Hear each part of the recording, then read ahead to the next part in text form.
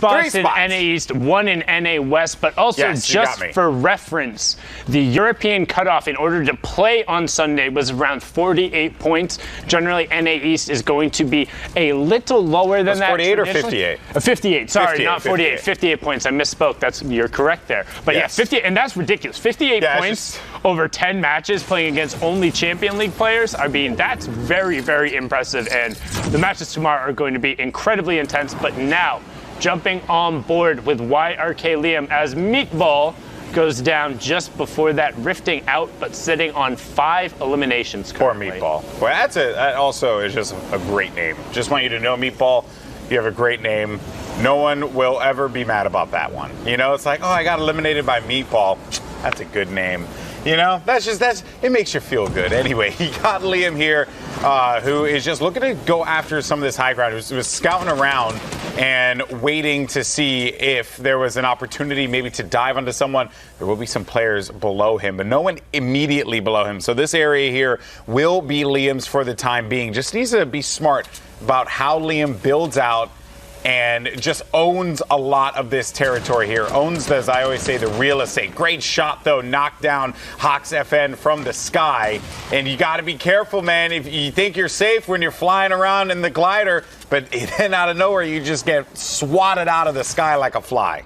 Yeah, and he wants to be able to convert on that, but luckily Hawks, when he did go down, your momentum does cancel and landed outside of that Storm. So Storm picking up, doing most of the work there. Now 41, remaining 24 duos. So 7 solo riders out there, but otherwise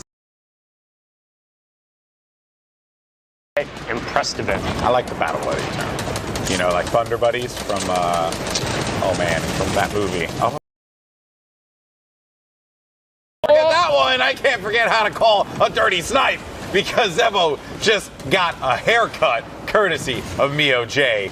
Wow, and the movie was 10. Anyway, that's going to be a double there for Mio J, who was picking up Zach, who was trying to revive, his teammate. That's a 2 for him. Yeah, and that's a very opportunistic play by Mio J, recognizing that's going to be, as we talk about opportunistic, Liam dropping down Mio J, who was selfishly one-tarping, but being able to recognize that's the last chance his partner would have had to pick him up, and then being able to pressure and drop down, forcing him to make a choice as the Storm was coming in. But now we're inside that top 15, so everyone has gotten 3 placement points as Hansen also picks up a double there. So it's getting very intense. Yeah, and even looking at the map and where that circle is going to be going, the terrain, very, very awkward. Not something that you want to see, but you got to have the builds for it. But you also need to be smart about your rotation. Look for the community launchpad if someone uses it. Look for the community rift to go in case someone uses that as well. If it's not available, you got to start trying to pick off players, try and farm the resources, farm and go from the players as they fall.